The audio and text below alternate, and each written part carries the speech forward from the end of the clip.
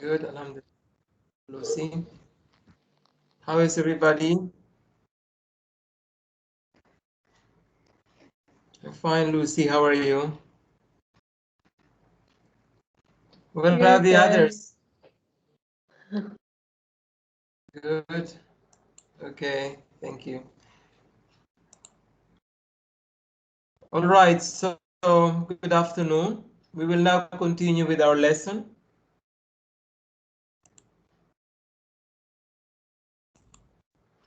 Okay, let me just share my screen.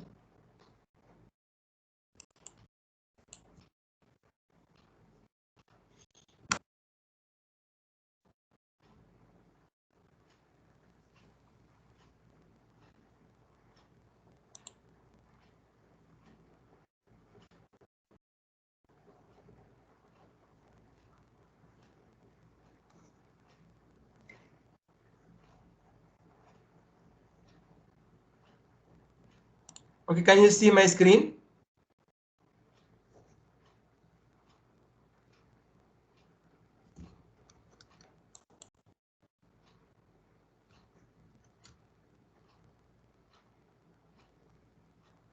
You can see my screen, right?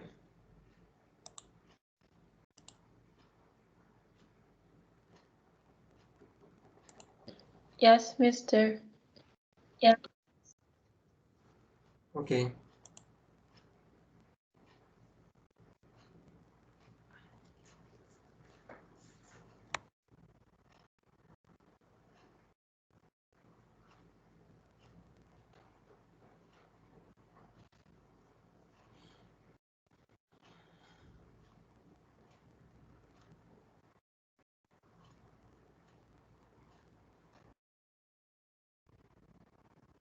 So next week we will have the normal timings because this is the last week of your Ramadan.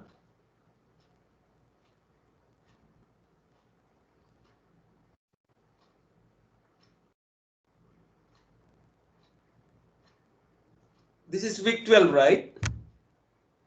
Week 13 already? I think we are on the week 13 already. Yeah.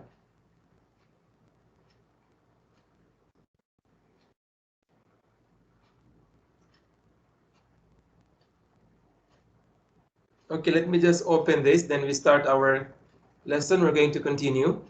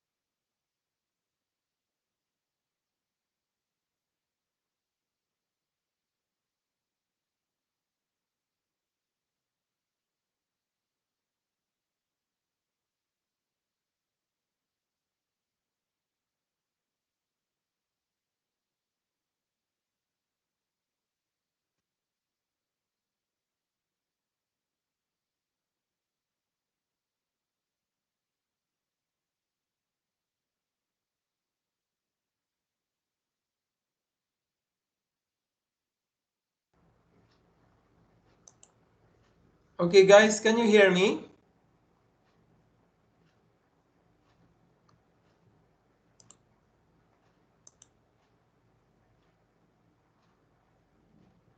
Guys, can you hear me? Yes, mister, we can. Okay.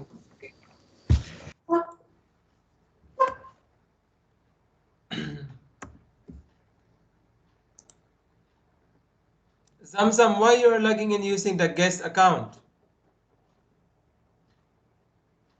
I saw you log in as a guest. You have to log in using the Majan email. So we talked about this last time. Talk about change, organizational change, definition of creativity, innovation.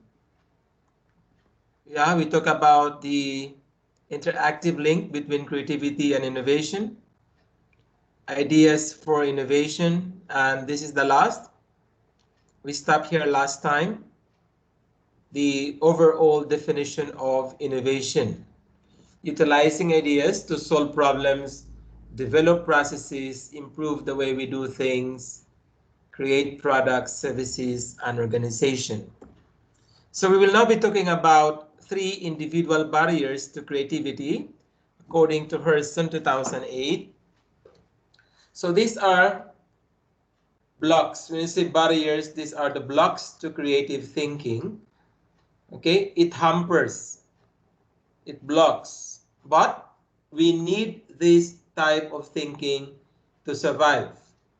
Yeah, we need monkey mind, gator mind, elephants, theta.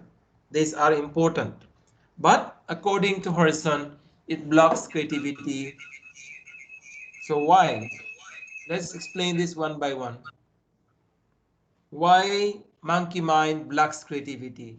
Why gator mind? Why elephant's theta blocks creative thinking? Okay, let me just change the spelling here. Okay. So let's start with monkey mind. Look at the monkey here. The monkey is clinging from one branch to the other. It means it disturbs the tree, it disturbs the branches, it disturbs all other elements there. So monkey mind is similar to distraction. This type of block is present for all individuals. It is present to all of us. It is the innate ability of the mind to control human beings. So it is the innate. That means it is natural ability of the mind to control us people. It is the mind's inclination to take individuals for a ride, frequently to places very far from those they plan to spend time with. So monkey mind is always reminding us of our worries, our responsibilities. Sometimes you are driving, you are enjoying your drive, and suddenly you remember your assignment. It makes you sad, it makes you worry. That is your monkey mind reminding you. So it blocks creative thinking because it disturbs you. It takes you somewhere. It takes you for a ride. Sometimes you are uh, inside a classroom listening to your teacher, or maybe now you are listening to me, and suddenly you remember about something, right? It disturbs you, it distracts you. That's monkey mind reminding you. You are here in LPSS, you remember your assignment in EGRW, for example, and you cannot focus in LPSS because you're thinking about finishing your assignment. So monkey mind reminds you of your worries. So it disturbs, it distracts us. Sometimes we are walking along the beach, we're enjoying with our family or your lover, or your friends, and suddenly you remember about a fight at home. You remember about your business that has a problem, for example. So it worries you. So that is monkey mind distracting you. So it blocks. For example, you are planning something which is creative, something which is very important for you. You are being disturbed because of this. But it is important. Why? It reminds us of our responsibilities. Who is reminding you, for example, when you go out and you remember that you are cooking something and you forgot to turn off? Yeah. You were cooking something, you went out, you forgot that you're cooking. So you run back to close the gas stove. It is the monkey mind also. Because monkey mind reminds us of everything. Okay, so it is important for survival. Yes, but according to Horizon, it blocks creative thinking. Why? Because of this word distraction. It, allows human beings to lose attention, lose concentration. It happens to all of us when you are driving sometimes. Even sometimes you laugh alone when you are driving because you remember something suddenly. Or you are driving and you cry. Yes? You cry. Why you cry? You remember something sad. That is your monkey mind disturbing you. Okay, when you're sleeping, you cannot sleep properly. Your monkey mind is very active, remembering everything. And you cannot control also. It happens to me many times. Yeah? Especially now that I'm having a lot of responsibilities. This disturbs us. It distracts us.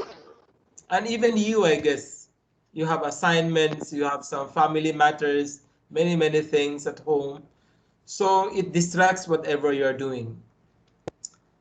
So always remember how to tame your monkey mind, how to control your brain at least.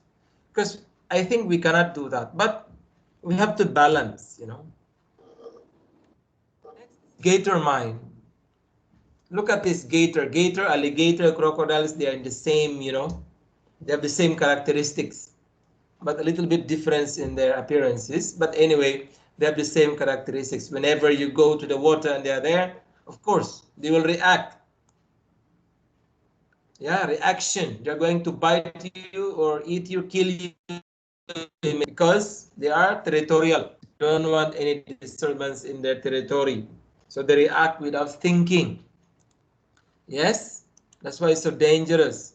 Anaconda, they react without thinking. So gator mind is reaction. And this is vital for survival. It is the individual's tendency to automatically react to any situations without thinking, without any thought. It's very common. Your friend is talking, you react immediately because you don't value or you think his ideas are not important, or maybe you don't like him. And it's very normal for our parents. Sometimes we react immediately. Our father is angry, our mother is angry, and you react without thinking.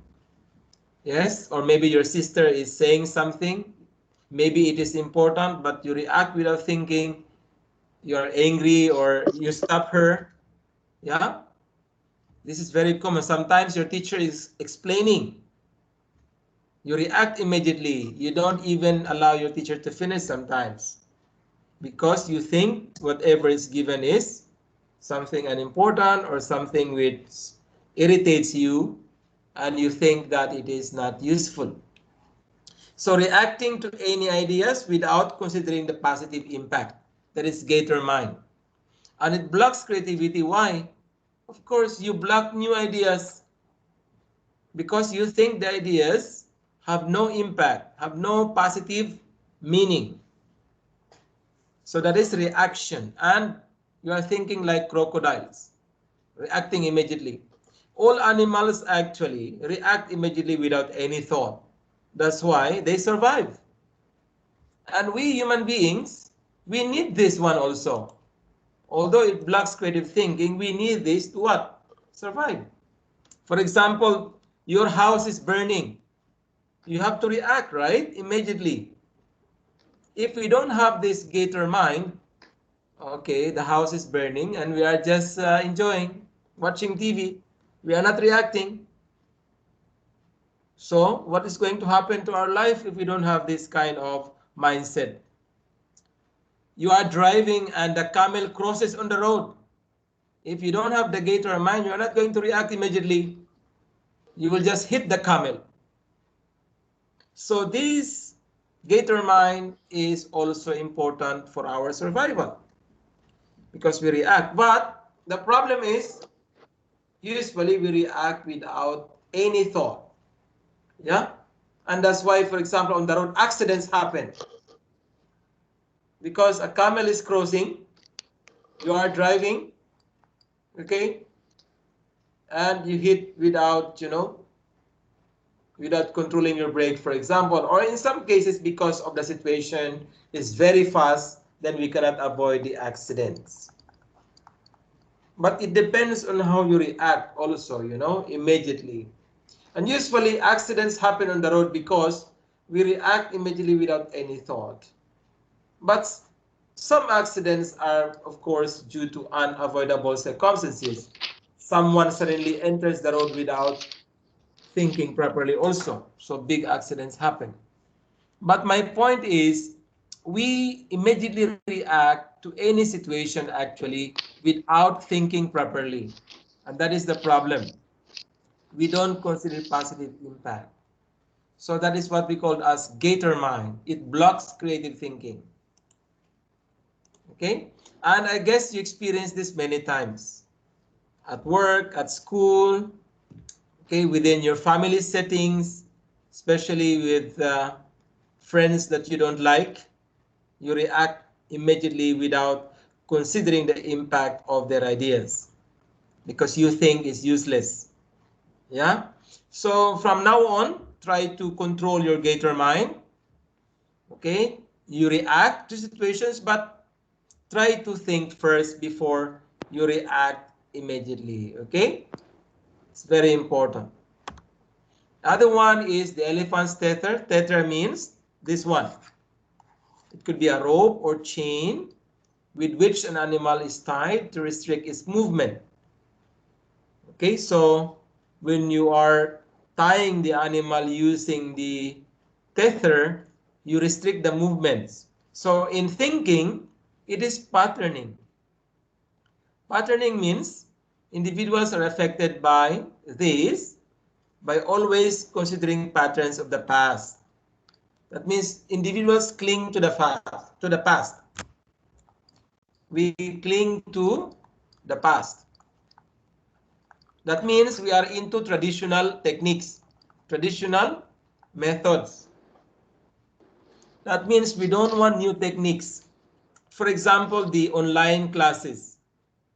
In the beginning, we have this elephant's theta. We think that the online classes will not work because we are always thinking about the past, that why should we embark on online classes? Face-to-face is the only way to do it. We ignore new ideas. This could have, happened before, 10 years ago, but people were, patterning. They did not accept online class last 2 years, last 3 years, last 5 years.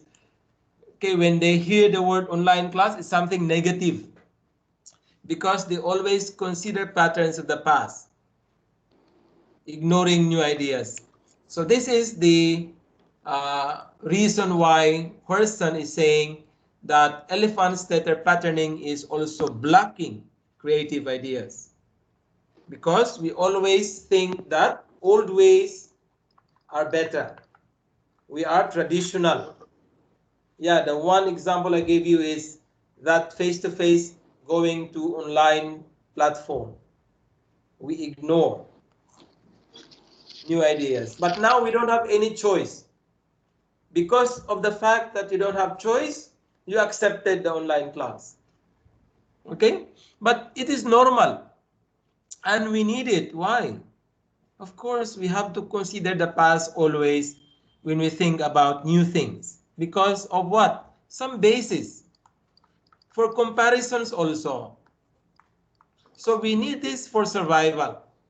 We cannot forget the past. Yeah? But we should always consider new ideas. This is my point. We should not always cling to the past 100%, that it is the only way to do things. Yeah? Because the problem with so many people, they are lazy and they are afraid actually to try new things. They are saying, oh, maybe it's not going to work. Maybe it's going to cause some problems. And usually because people don't want, new tricks. They are afraid, they are lazy, and they are already accustomed to the traditional method. They are used to it already. So why they leave? It became their comfort zone. And only then, when you try it, you are going to realize. Yeah? Before, we were so negative about online class. We think it's not going to work. Even during the first wave of COVID-19, when the college announced to all of us that we're going to conduct all our classes online, we were, so worried. We were thinking about our face-to-face only. How I'm going to teach mathematics online, for example. I was thinking that I cannot do it because mathematics usually should be, done using the whiteboard, blackboard, write something. Students are looking at it and understanding the things. But when I started, yeah, I developed new ways of doing things. In the beginning, I struggled. I used the Google Keep. I struggled a lot because it's very slow in writing. Now we have this drawing board. This drawing board is, solving the problem. See, solving problems because we adopt the new ideas. We are able to improve. But of course, new ideas always difficult to implement. We have to learn. And that's the reason why people always cling to the past, always use traditional methods of solving problems. So in life, please invite new ideas. You have to try new ideas. Don't ignore because it blocks your creativity. Okay, so these are the three mindsets, three individual barriers to creativity according to Horson, but we need this in our day-to-day existence. So you have to explain this properly. You can use your own words, but I need to see these words when you explain. I need to see distraction, reaction, patterning. It is there for you to remember immediately.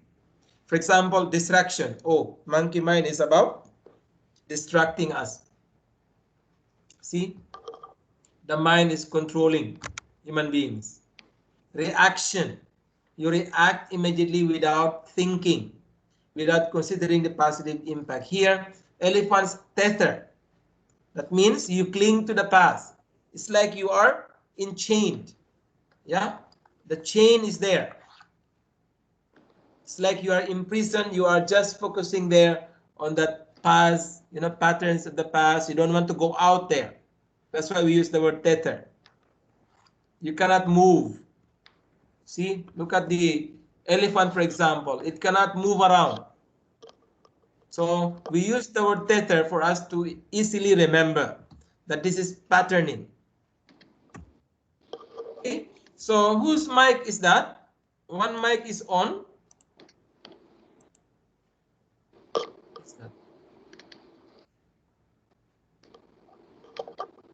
Someone's mic is Lucy. Okay. Oh, sorry, mister. Okay. Now let's have the video. Okay, creative problem solving. Approaches to promote individual creativity. So what is CPS? Let me show you what is CPS, then I'm going to break it down. CPS, or creative problem solving, is a natural thinking process for working through challenges, originally described by Alex Osborne. Guys, are you able to listen?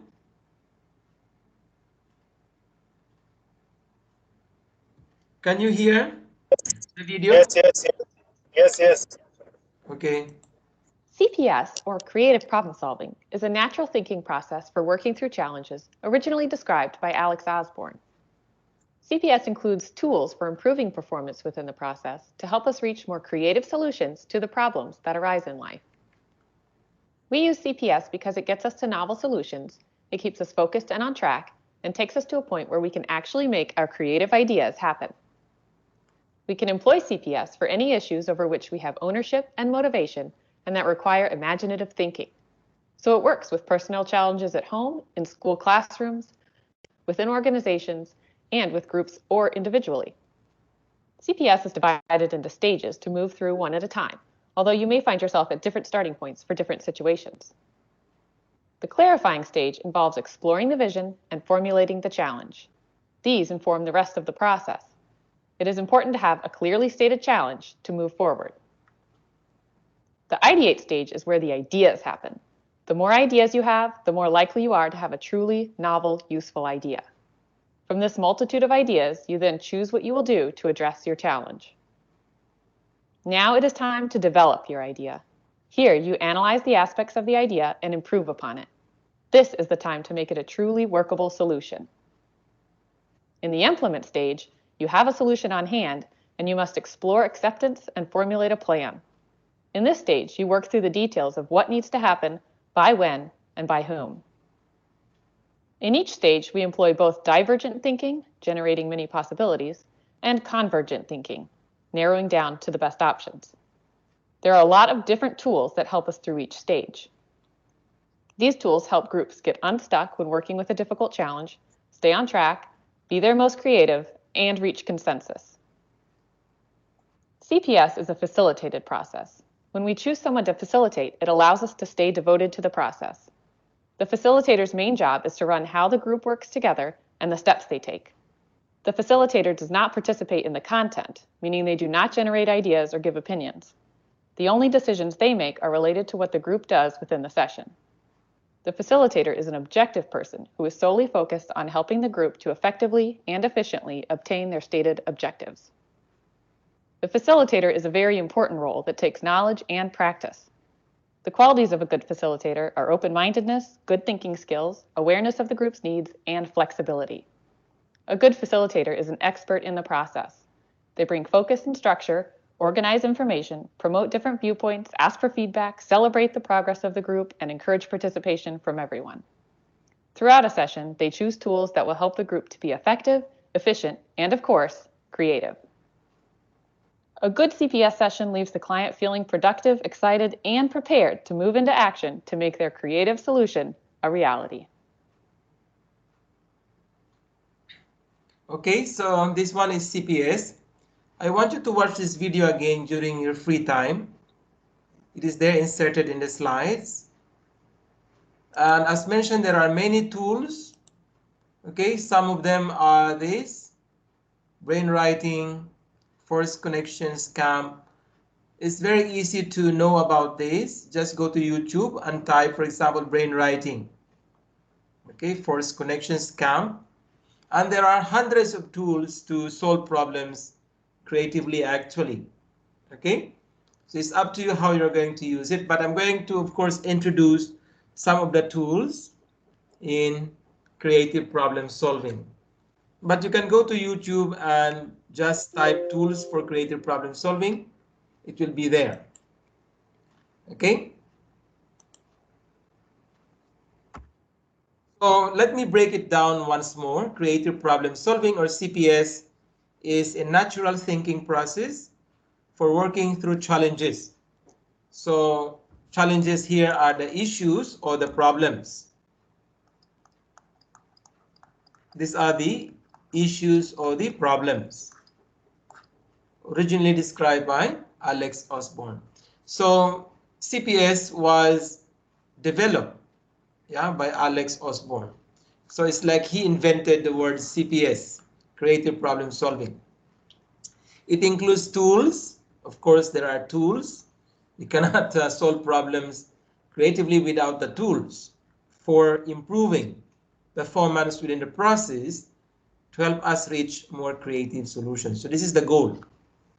We use tools to reach more creative solutions to the problem. So this is solving problem, but unique. It is creative. So we use this because it gets us to novel solutions. Novel is something new, something we haven't seen before. It keeps us focused also and on track.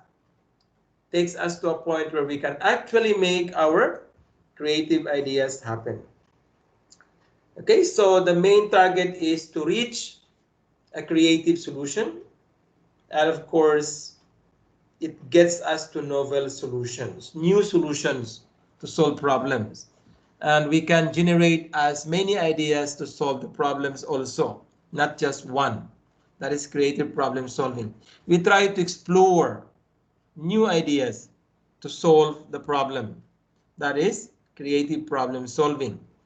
So there are 4 stages. There are 6 steps of problem solving. You remember? General problem solving, there are 6 steps.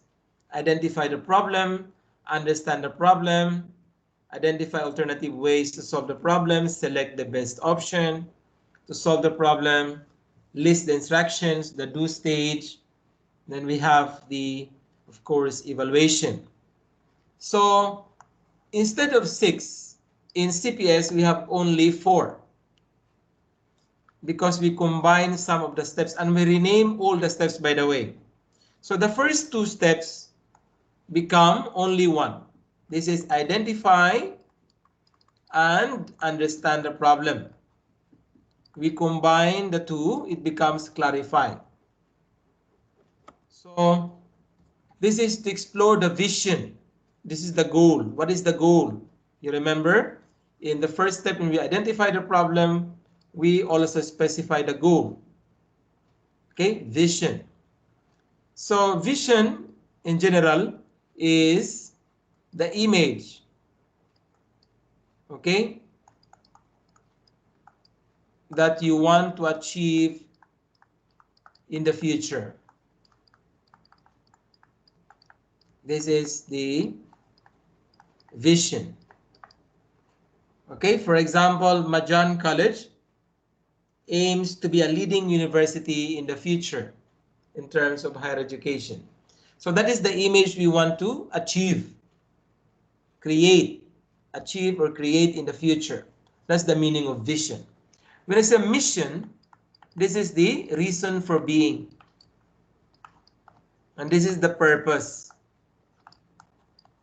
Just for you to know what is vision, mission. Yeah, because every company usually has a vision, mission. So vision, that is the image. It is the object that you want to achieve or create in the future. Mission is the reason for being, the purpose. And while doing this, we are achieving our vision. Yeah, this is what we do every time. The purpose, the reason for being. For example, Majan College. What is our mission?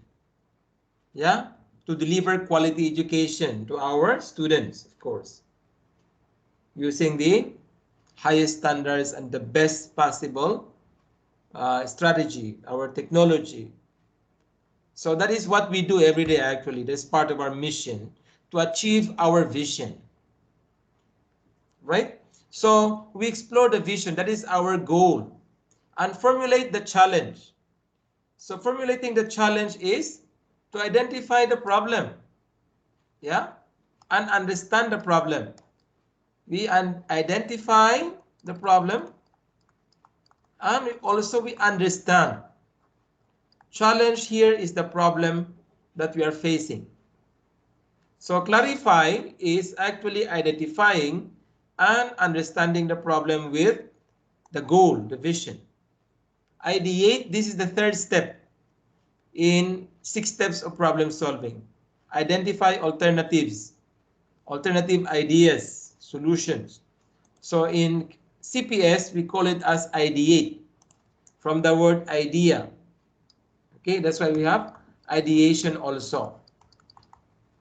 It means to create as many possible ideas. The more ideas you have, the better. This is where the ideas happen. So in here, you're going to identify alternative solutions to the problem. Yeah? You remember the 6 steps, right? Please don't forget the 6 steps of problem solving. Okay, so next is develop. Develop, you remember, we have the criteria, we have the pros and cons. Yes? This is selecting. Selecting the best option, the best solution to the problem, setting your criteria and weighing things, looking at the positive and the negative aspects of the ideas, analyzing the aspects of ideas, improve upon it. Yeah, we develop, we improve, we select the best idea, improve upon it, we analyze it, We analyze the aspects of ideas. We look at the positive and negative, the pros and the cons. And this is a time to make it truly a workable solution. We try to see which one is really a suitable solution, workable solution. So this is like step 4. Yes? And this one is step number 5. We have list the instructions to solve the problem.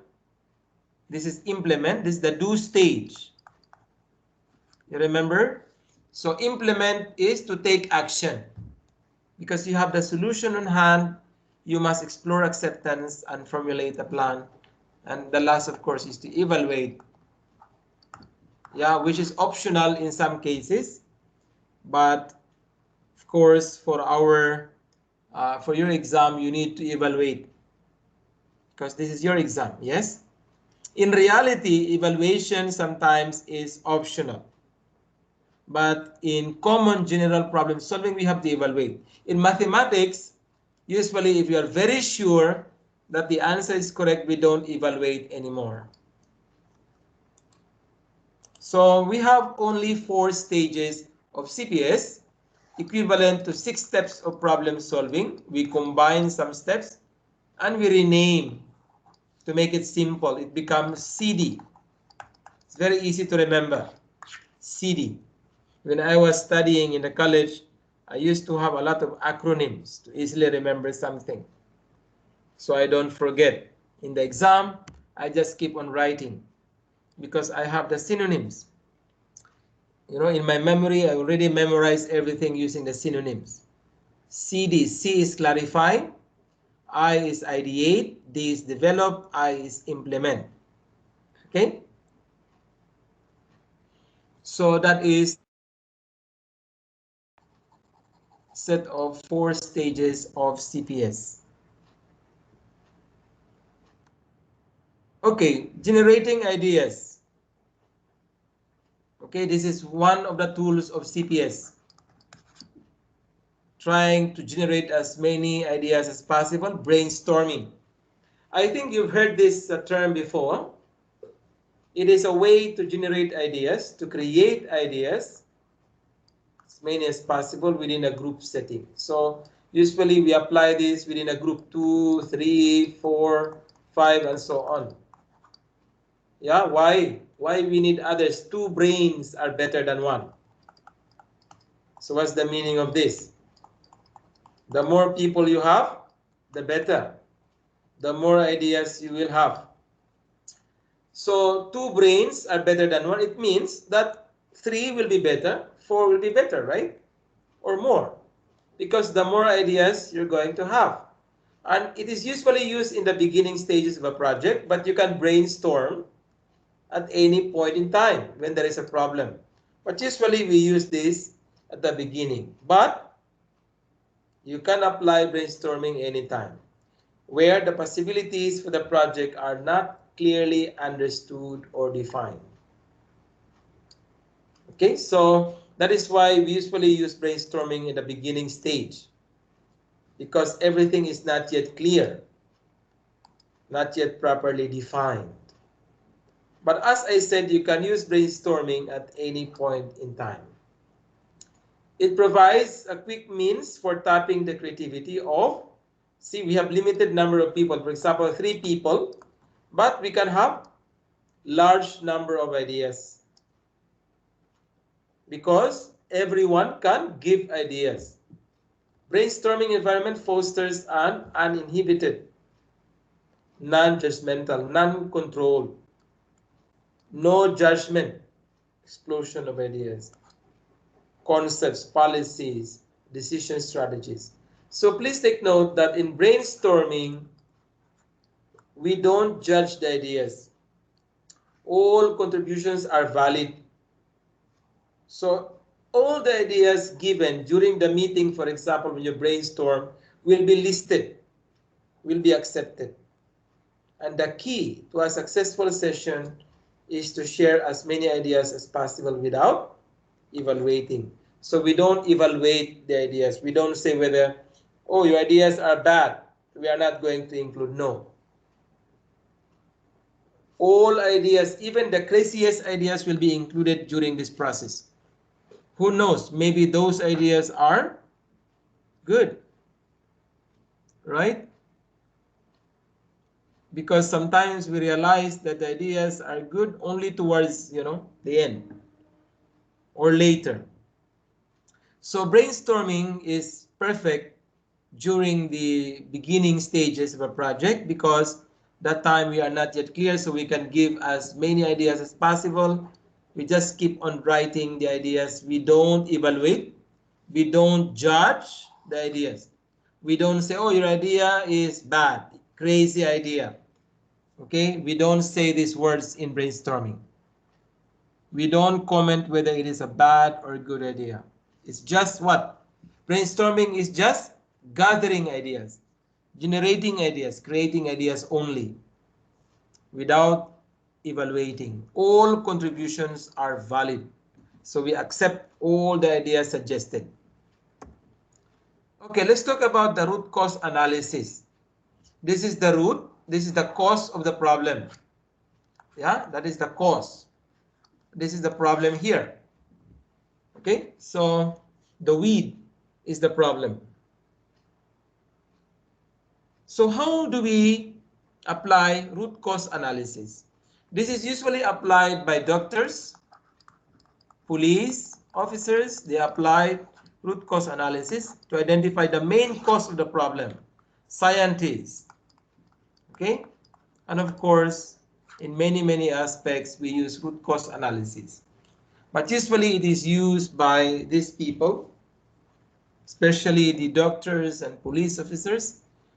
When there is a problem, they want to know what is the main cause in order to treat the problem. For example, police station. Okay, you go to the police station complaining that your car was stolen last night, for example. For example, you forgot the key inside and the door was open. Your car was stolen by somebody. When you woke up in the morning, you cannot find your car anymore. Example only. So you went to the police station and complained that your car was stolen last night. So the police will first ask, what happened? Who were there? Okay, where it happened? You say in Mawala, maybe in Coram. You live in Coram, for example. Okay, so you went to the Coram police station.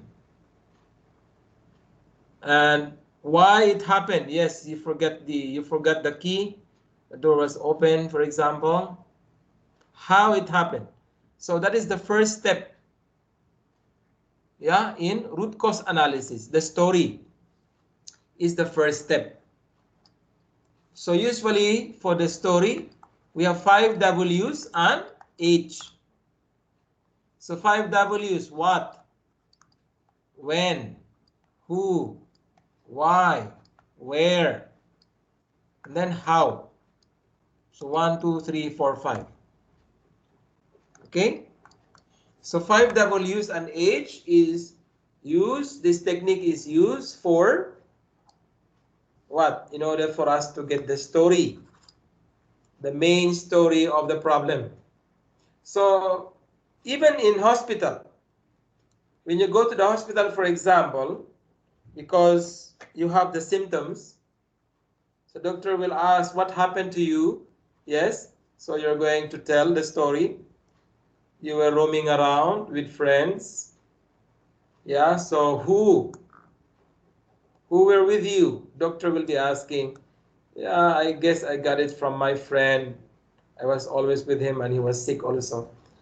Okay, when it happened, when it started yesterday.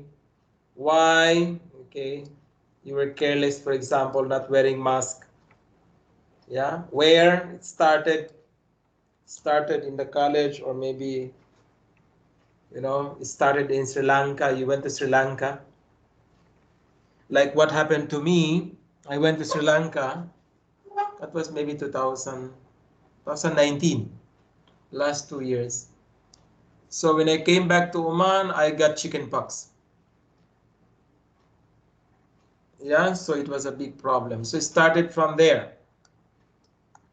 Actually, I think it's caused by the elephant also, because I was playing with the elephant and I was swimming with the elephant actually. And how it happened, yes, you can explain what exactly happened. So this is actually getting the story, the main story of the problem.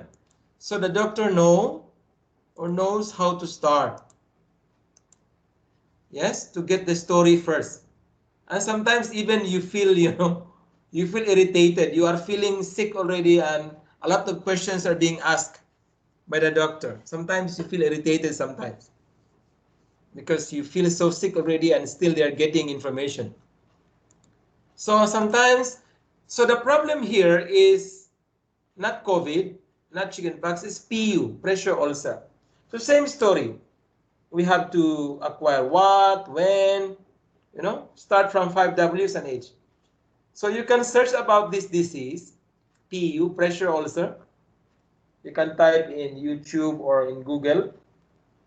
So you will know this is actually happening when a patient is not moving, staying in one position for a long time, especially those, bedridden patients. They don't move, so it develops some wounds on their body. We call that as pressure ulcer. So this is dangerous actually. The patient should be moved from time to time, left, right, sleeping on his back, sleeping on his stomach. It should be moved from time to time, the position. The position should change. Otherwise, the patient is going to develop what? Pressure ulcer, some wounds on the body. Yeah, this is because of what? The pressure. You are not moving, so your skin will be damaged. Yeah. So it's also important to convene a team who is involved in the incident. So that is why usually they ask questions: who were there? Who were involved in the case? Who were involved? Why this problem happened? So usually doctors, they ask who were with you, before the incident happened. Even police, they always ask who are the people involved in a particular crime.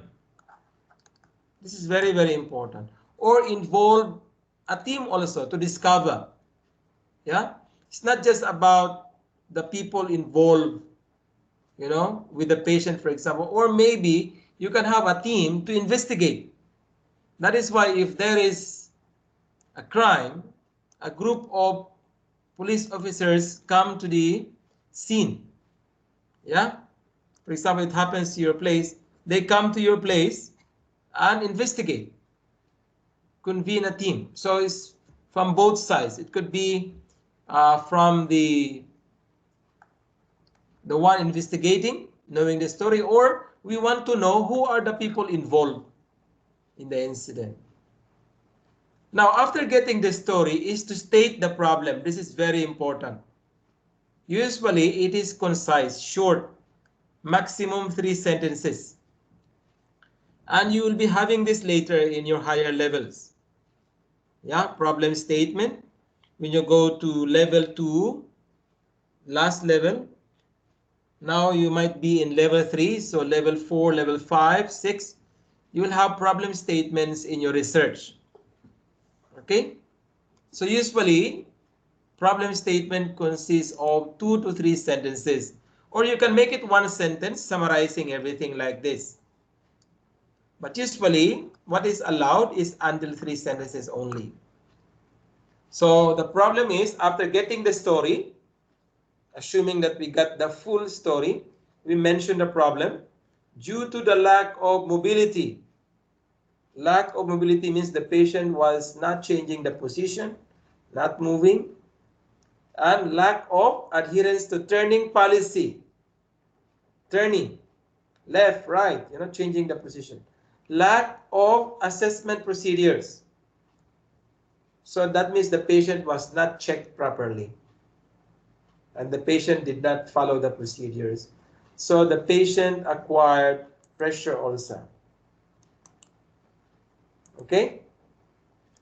So third one is, of course, we have the flow diagram. Okay, some people, they don't use anymore the flow diagram because they have already the full story, but it's good to include the flow diagram. This is one of the steps of root cause analysis. If you are really doing the proper root cause analysis, story, problem statement, then flow diagram. From the starting point, how the problem started to develop until the main problem. So the patient was admitted in the hospital. Immobile means, not changing position, not moving. The patient was just lying on the bed. Teach back was not used with the family, the patient to explain why mobility is important. So the family was not cooperating also. No assessment and reassessment. The patient was not checked properly by the nurses, by the doctor. Maybe it is, the hospital is so busy, or I don't know what happened exactly. This is how it happened. So that means there was a problem with the family members. Patient was not properly checked, okay, was not properly assessed, and the movement is the main problem. The position, is all throughout the same for a very long period. So the patient has developed this pressure ulcer. Now, the fourth one is what we call as the fishbone diagram. We call this as the fishbone diagram or cause and effect diagram. So the head of the fish is the problem, okay? And these are the main causes that you have discovered. And you can keep on adding to the left. So a fishbone can be very, very large. And below are the sub-causes. These are sub-causes, okay? And you can keep on adding more. You can add sub-causes. So a fishbone diagram can be so wide, it can be so big. And the end is the problem. And this is usually after investigation by people. If sometimes only one person is doing the root cause analysis, sometimes team, yeah? Especially if it's a big problem, it involves a team, group of people. So the first main cause they have discovered is poor communication, maintaining a dry bed, some dietary problems, the food, shifting report. So the patient, was not shifted. Maybe it was just in one position. Okay, lack of guidelines from nurses, lack of orientation and training, patient no proper briefing. So that means they were not attending to the patient properly. Poor adherence to policies and procedures, turning policy. So that means the patient did not cooperate with the policy. What is the right, thing to do? I think the patient was so sick and there was poor teamwork. The patient is alone most of the time. Family was not cooperating. I think family members were not visiting also. They don't care about the patient. So the patient was immobile and the patient developed pressure ulcer. And you can discover more. It depends, actually. So this is the fishbone. You can use this technique in your project later on. Yeah. And also you can go to YouTube and type fishbone diagram. It's going to give you a lot of examples, okay? So during your free time, please type these words in YouTube so you can discover more and learn more about fishbone diagram, because this is very, very useful in identifying the root cause.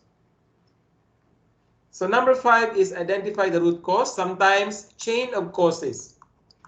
That means many causes sometimes.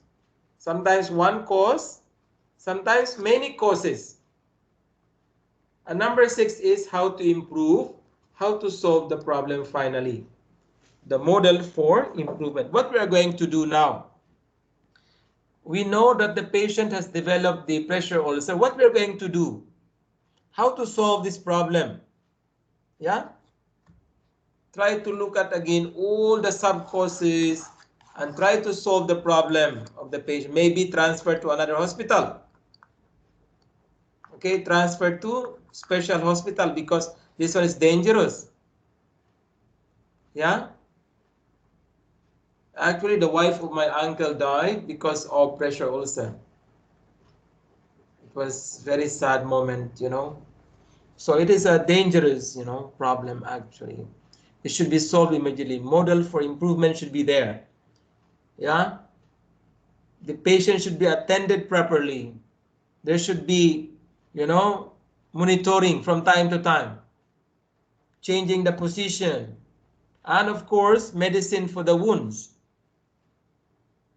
Yeah, and cleaning and many things. So model for improvement, this is depending on the condition of the problem and detailing all the necessary solutions to improve the situation and the performance, solve the problem.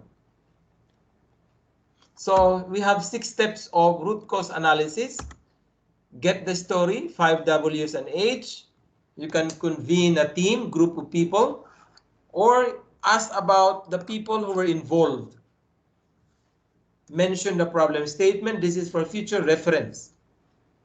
Flow diagram from the starting point until the problem, and the fishbone diagram.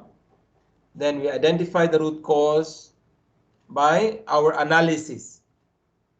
So that is why you have to put all the causes, main causes and the sub causes, and analyze which ones really are the causes. Okay? Let's now proceed to thinking outside the box. I think you heard these words many times. Some people will say, you think outside the box. What's the meaning of that? It means to think differently, unconventionally. That means not old tricks, using new tricks, new perspective. It refers to novel or creative thinking. So thinking outside the box, you are thinking creatively. According to Corazza, it means to add something more, a little spice, something which goes beyond the convergent information, taking us far, and this is called divergent information, allowing us to cross the borders within our minds from what we know to what we don't know. Okay, so that means when you think outside the box, you are not just a divergent thinker. When it's a divergent, you focus only on one solution. That's the meaning of divergent. Focuses only on one solution. So to apply this, you have to be, this is the opposite. Sorry guys. I'm supposed to write there convergent. Convergent is focusing on one solution.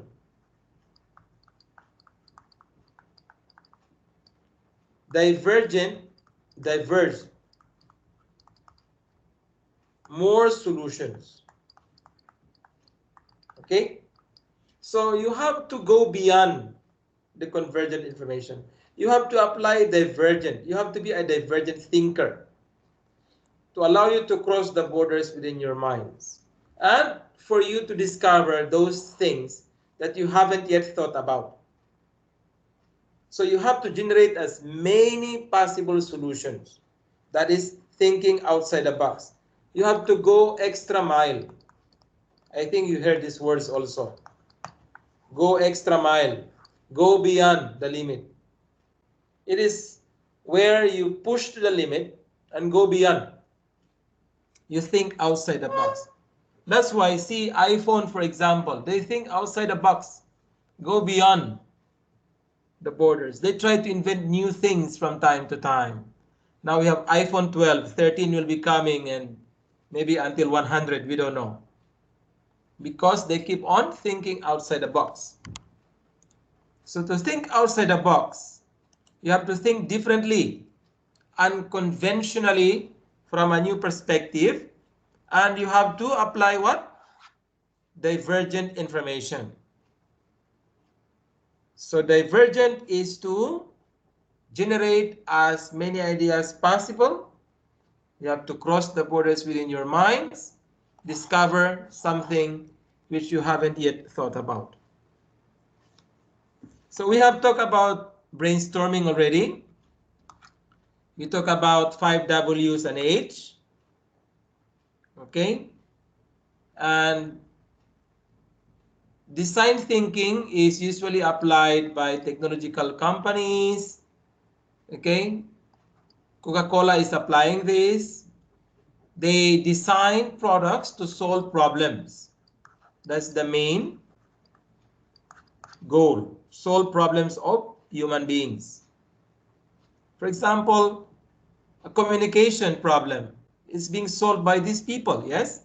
They design mobile phones, which are high-tech. Just pressing the buttons, we can call our friends. We can chat with someone, open Facebook. That's because of design thinking. So the main goal actually of design thinking is solve problems. Using what? Using various designs. And ideal, we change the words and combine something. I identify the problem, same with 6 steps. Define the problem. So identify, understand. We use define. It becomes ideal. So easy to remember. Explore solutions. This is identifying alternative options and selecting the best. Act. This is the do stage. Act on strategies. Look at effects. This is the evaluation. Okay. So total 6 steps. Here we combine step 3 and 4. It becomes E. So the total is ideal, easy to remember. So I is identify the problem, D is define the problem, explore solutions, act on strategies, look at effects, that is evaluation. And other people use brain writing to generate ideas. 6-3-5. So that means 6 people, 3 ideas, 5 minutes. 6 persons, 3 ideas, 5 minutes. See, you will have 18 ideas in only 5 minutes. We call it as brain writing 6-3-5. The other one is brain writing pool, where we have to use post-it or any card or any paper or post-it notes. Okay, we ask people to write ideas and let them put on the table after. Put on the table after they write the ideas, and each person will pick one post-it card to read the ideas, be inspired from these ideas, talk about these ideas. So it's, exciting because you will form a circle around the table and you might have one problem. It might be that what you're talking about, any topic, you might be talking about traveling to Singapore or traveling to Malaysia, and there are 6 people in the meeting. So each one will be writing his or her ideas in a piece of paper or post-it card, post-it notes.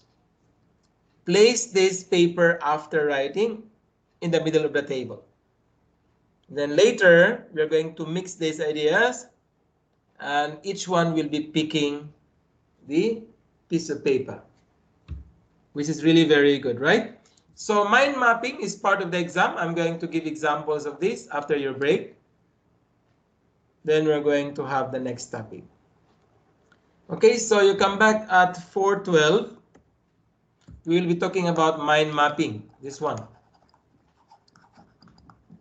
Because this is part of the exam, I will give you more examples. Okay, you come back after a few minutes. See you.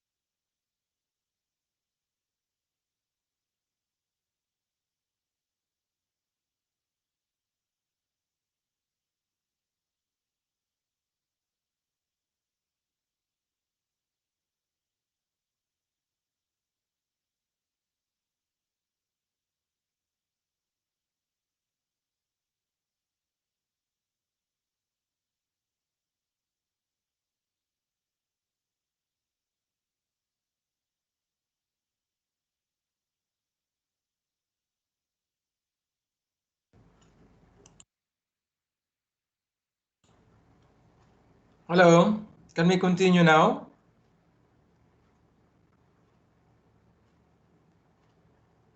Guys, can you hear me?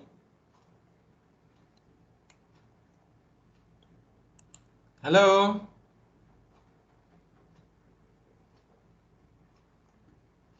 Hello? Yes, we can. Yes, we can. Okay.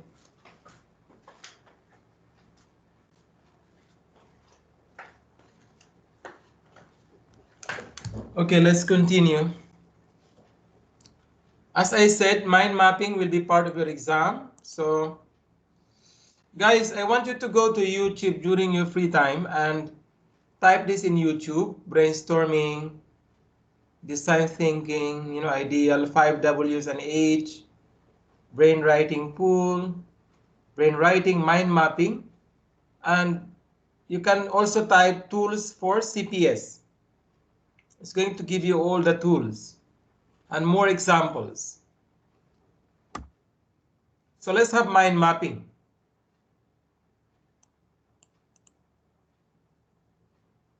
Have you seen something like this? Or like this? These are mind maps.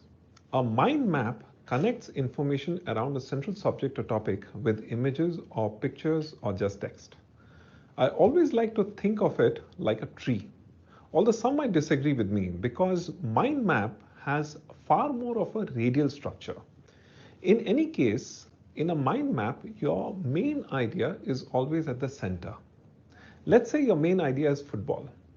Then the branches or subtopics or related ideas could be things like football clubs, famous footballers, and football championships. Each branch or subtopic can be further split into more sub-branches or subtopics, and you can go on and on and on. Okay, let me stop. You must be thinking, why are we talking about mind mapping? Well, because it is a good technique to generate ideas, flesh them out, and bring them to life in a visual form. It can take your ideas beyond a simple list and help you become more creative in generating ideas, fleshing out ideas, and seeing the relationship between the ideas, and so on. In fact, if you're having a brainstorming session with a team for ideation, it is best to use a mind map to capture everyone's ideas. Not that you can use mind mapping only for ideas. It is widely used for setting goals, solving problems, revisiting study lessons, making weekly plans, and so on. So let us look at how we can use a mind map for generating ideas for opening, let's say, a restaurant. So what I'm going to do is to place the idea in the very center. So start a restaurant appears here. Next is, what decisions do I need to make for starting a restaurant? I will place them as main branches around the central idea. Then I will go one level deeper into each branch. Let's start with cuisine. What cuisine will my new restaurant serve? I love Indian food, but I also love Chinese food a lot, and it's quite popular. I do see that more and more people are trying out Lebanese food nowadays. And yes, continental food is also quite much the rage, especially talking about French and Italian food. As you can see this on the screen, I have put all of that down. We can do more.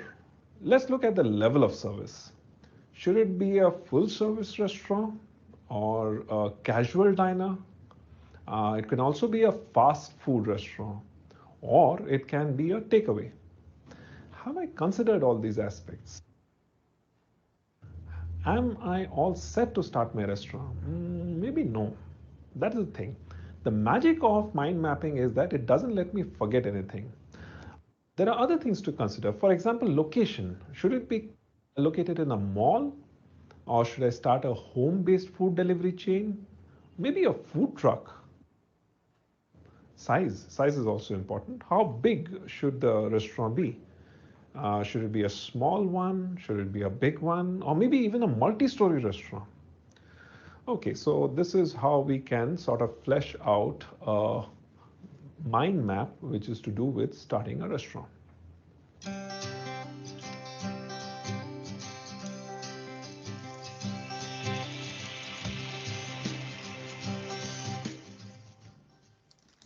Let us look at some business opportunities around coffee. I will place coffee right in the middle of the mind map and then start building the mind map. I can take a step back and look at the properties or the uses of coffee. Taste, a huge property, right? So we can use it for drinking. In fact, that is what most of us do. So drinking coffee is the theme, and we can have a cafe business which can be started using coffee. This can be a street side cafe, a formal sit down cafe, a casual sit down cafe, or a all standing cafe. Growing coffee is another option. One can start a coffee plantation. I can also sell coffee. I can be a distributor, a retailer. I can pack coffee, have a coffee brand, and there can be specialty coffees, blends like vanilla coffee, or it can be by geography also. There can be coffee from Ethiopia, there can be Colombian coffee, there can be Blue Mountain coffee from Jamaica. Packing can be done for homes as well as for businesses where they need bulk supplies. Okay, going back, what are the other properties? Nitrogen, there's lots of nitrogen in coffee, and it's also a little acidic. So ground coffee, used coffee beans can be used as fertilizer. It can also be an insect repellent. So that makes it a very nice planting medium for a number of plant species. So you can use it as fertilizer or insecticide for your garden. Another property of coffee is that it smells nice. All of us get invigorated by the smell of coffee. So we can use it for coffee-based perfumes, room fresheners, maybe a lot of food places which are trying to sell food would actually like a perfume based around coffee so that they can attract more people inside. So all these possibilities are also there. Some reasons why mind maps will work very well for you when you're working with ideas are one, that mind maps link and group concepts together through natural associations. This helps to generate more ideas and find out what you're missing. Secondly, a mind map gives you an instant overview of a large subject and also holds large amounts of information.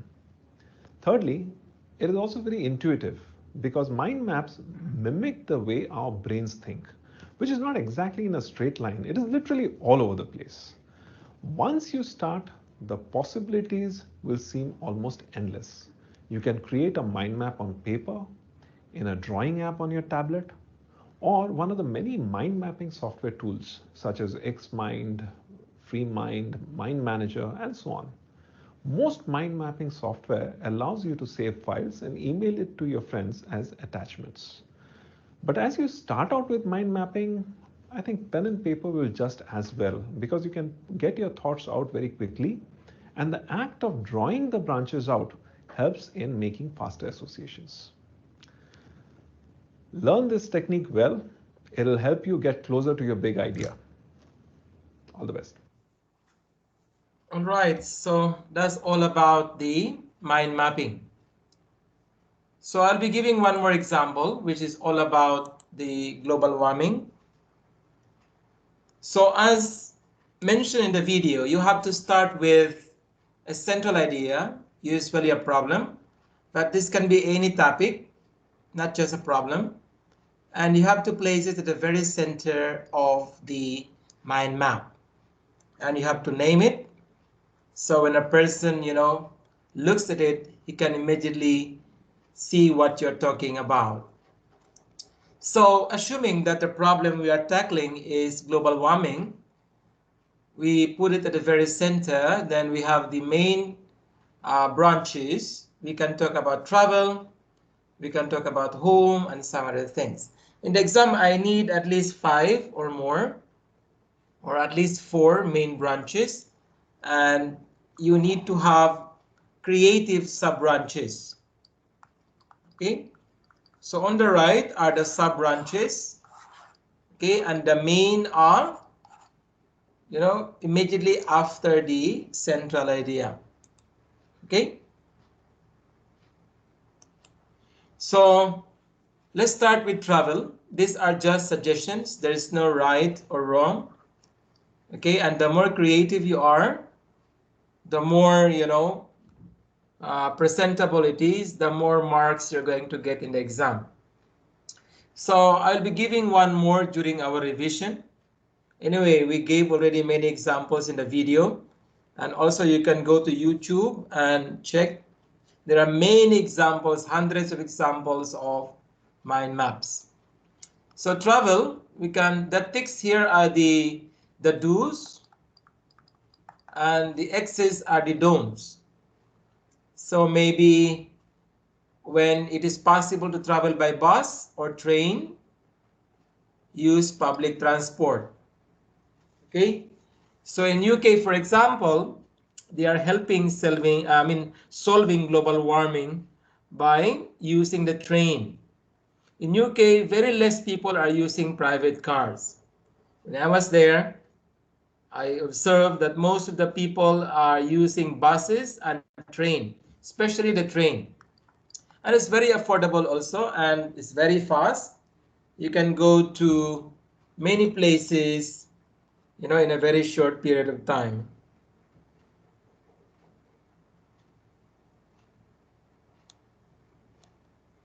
Just give me one moment.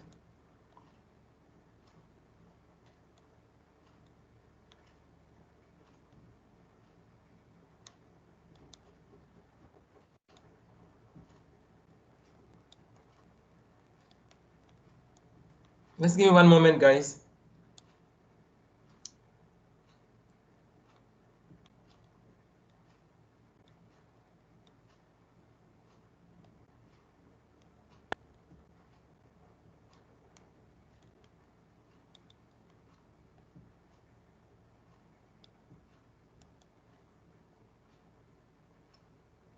Okay. So, sorry, I was having an emergency a little bit. Okay, so let's continue.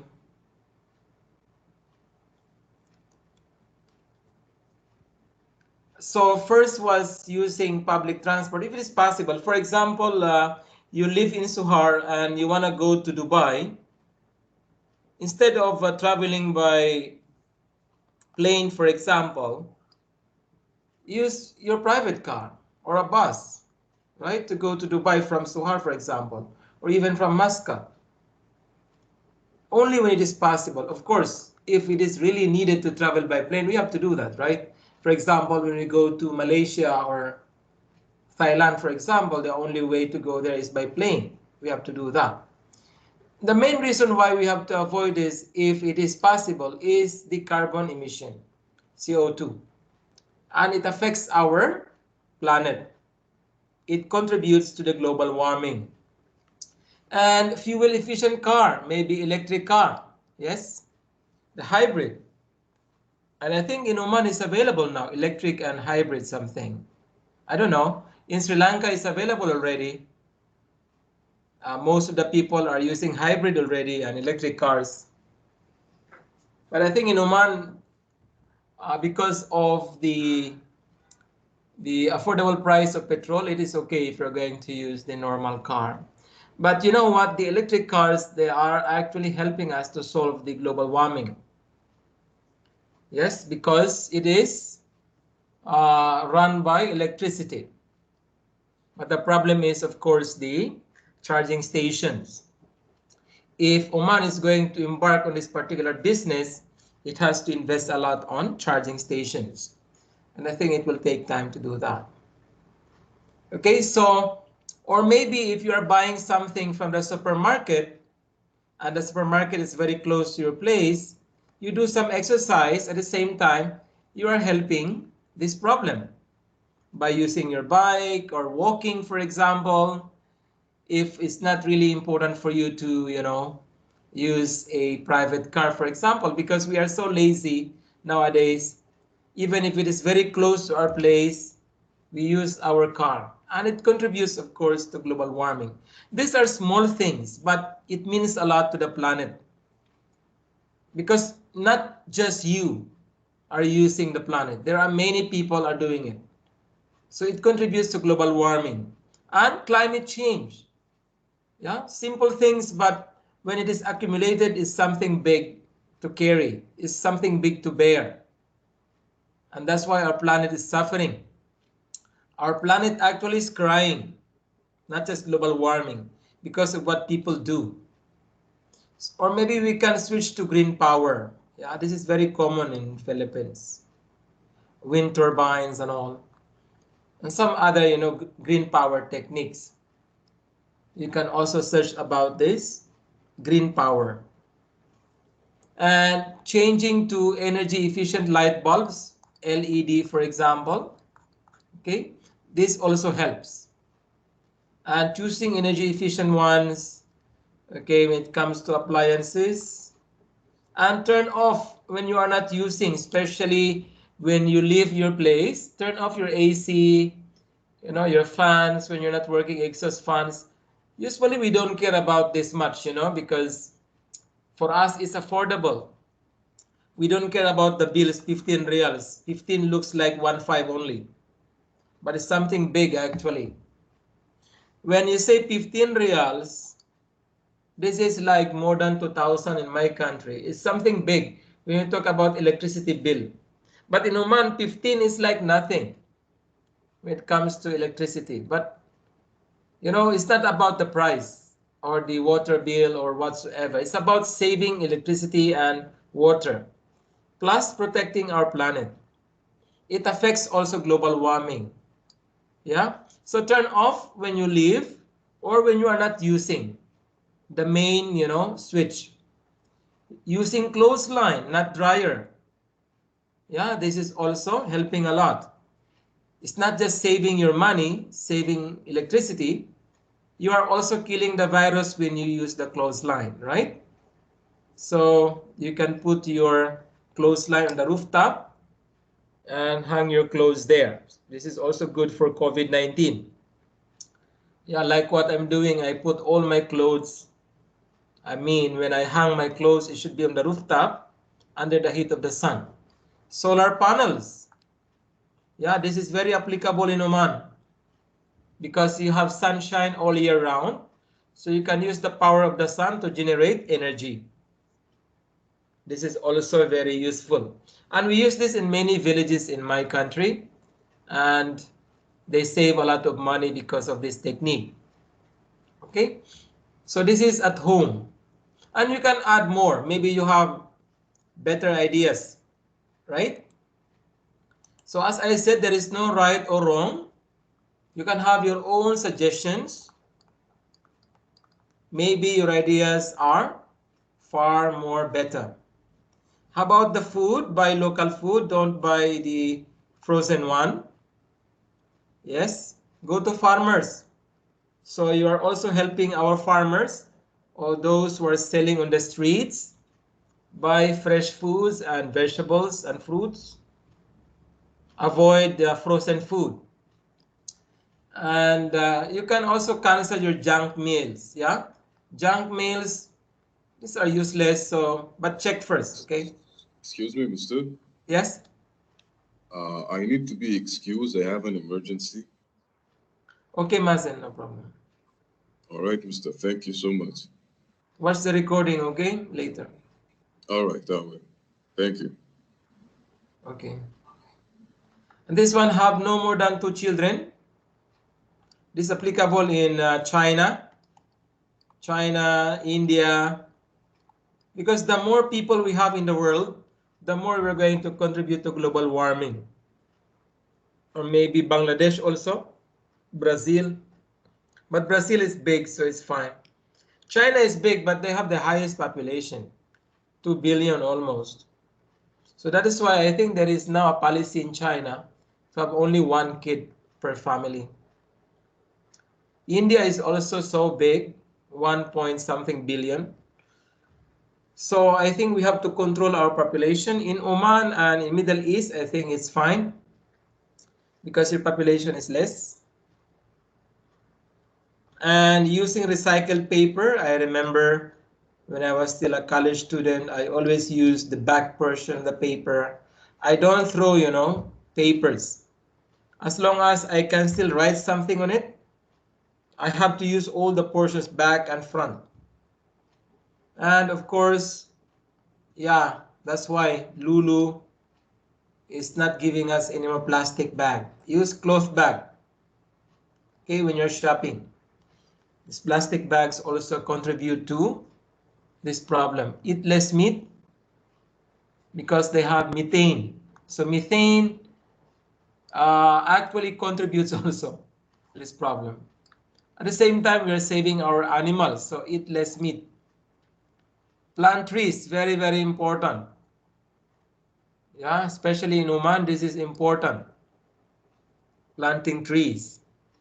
Be strong. Force yourself, talk to people about this problem. Your vote counts. And have an energy audit. Check your bills. Why, for example, electricity bill is becoming so high? So check the people, maybe they're wasting electricity, they're not turning off, when they're away. AC is on 24 hours.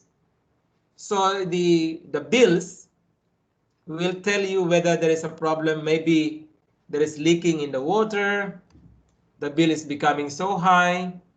So try to audit your bills. Check why you have high bills.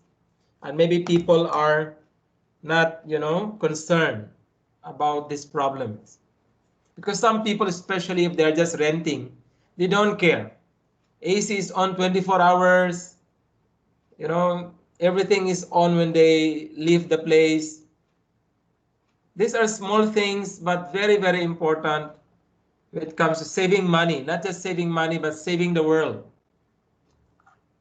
Okay, so you are, actually benefiting a lot, saving money plus saving the world. So as I said, you can have your own creativity. You can have your own suggestions, your own ideas. There is no right or wrong in the exam. Please make it creative like this. And the more you're going to have marks. And the problem might be anything. I might be giving you a problem like how to improve Oman tourism. So you have to follow the same technique here. Or I might be saying how to improve your health. This is very important during COVID time. Okay, how to become an excellent student, how to improve mathematical skills. So you can have many ideas for mathematical skills actually. Yeah. So this could be some problems which will be coming out in the exam.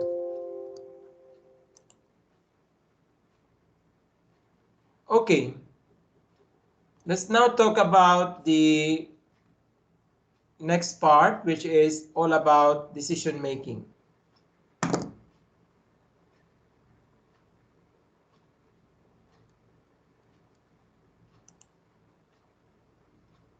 Okay, so let me close this so we can write.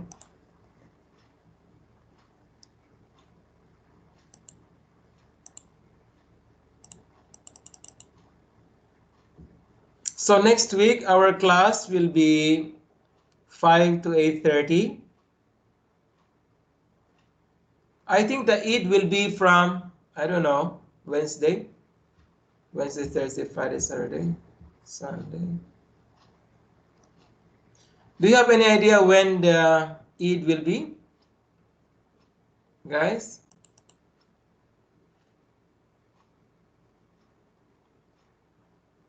No idea, right?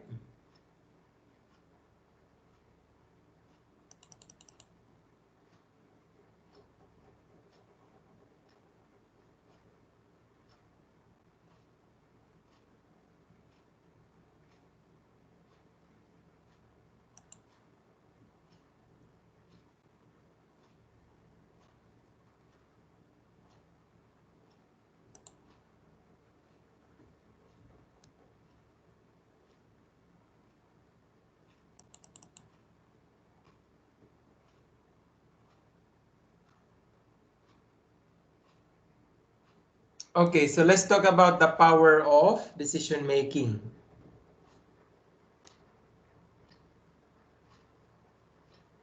So this is already topic 7. We are finished with 5, 6. We are now on topic 7. So next week, please have your calculators. We will start with calculations again.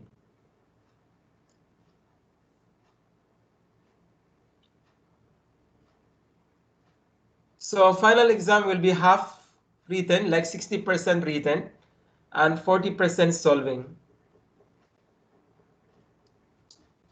Okay, the power of decision making.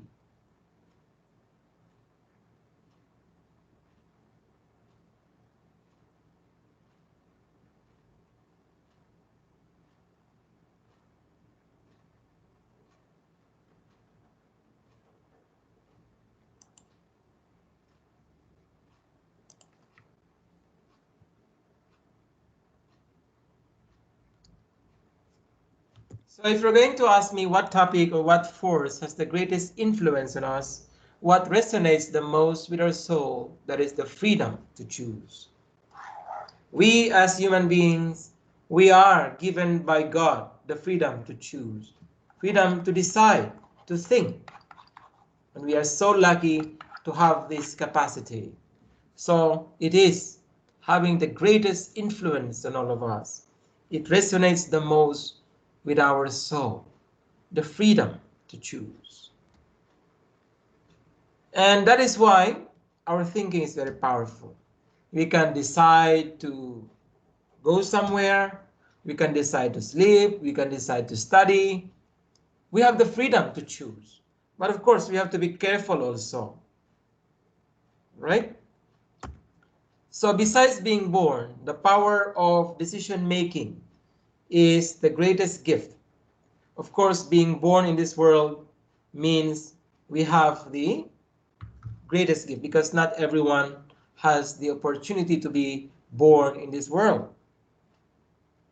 Right? Not everyone has the chance because some babies, they died even before being delivered. Yeah, and some people are not even given the chance to be here in this world.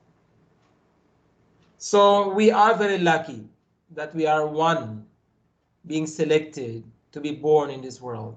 But besides being born, the power of decision making is the greatest gift. Right? So you are not a product of your genes or your education. You are the result of your decisions. So you are not just a product of genes from your parents or your grandparents or your ancestors or your education. Usually you are a result of your decisions. Someday you will become doctors, whatsoever, engineers, lecturers, businessmen, okay, whatever it is. That will be because of your decision. Your decision to study in Majan College is what you are right now. Yes, my decision to study BS Mathematics is what made me what I am today. So it's our decision actually that shapes our future, that make us what we are today. Just give me one moment because someone is coming.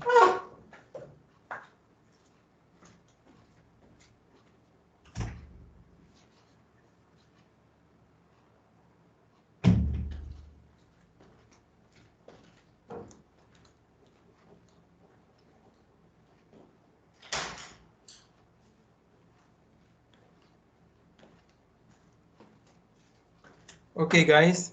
So this is what I'm talking about, that we are not just a product of our genes from the parents and our ancestors, or our education. Actually, we are what we are because of our decisions. Because you can change our future, our life, through our decisions only. Right? You can decide to be a police officer, and that will be what you are someday. You can decide to be a businessman. But of course, there are so many factors affecting our decision. Sometimes we try to decide to be something or somebody, but because of some problems and some other reasons, we are not able to achieve. Yeah, but we are shaping our future because of these decisions. According to Dwight Eisenhower, the history of free men is never written by chance, but by choice, their choice. So what is the meaning of this? That your choice or your decisions shape your life, your history. So it is your future.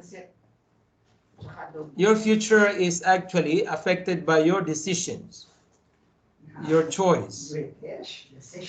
So your life is about making decisions, and success is the result of a sound decision. So that means good decision. When I say sound decision, that is effective or sound decision. So have you ever made a decision that made you happy? These are some of the questions where we make decisions. Have you tried making a decision in your life that made you happy? Or have you ever made a decision whereby you earn lots of money? I tried this one before, that was maybe in 2010, making a decision where I earned lots of money. I think some of you also have made a decision before where you earned lots of money. I don't know, but it could be, right? Or anyone made a decision that cost you a lot of money or where you lost a lot of money.